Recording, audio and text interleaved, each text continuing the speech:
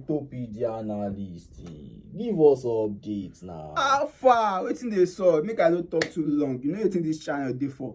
Today, the last department wey I bring for now na mint token department. Wetin be all this mint token? This mint token means coin wey dem dey use for joke. Shey you understand?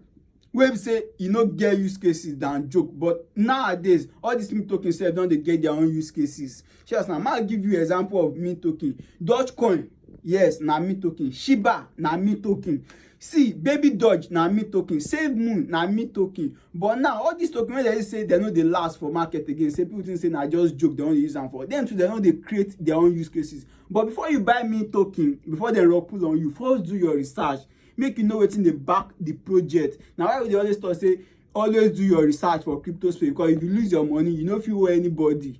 Na you get your time say you wan put your money, so always do your research. Na why we dey come give now of wetin dey sup for the crypto market. So dey follow our news, dey follow our channel, dey follow everything we dey do, dey share, make others sef go feel them, so dem go fit get confidence say dem too dey fit make am for this crypto space. Shey you understand? No forget to follow us, no forget to share. Thank you.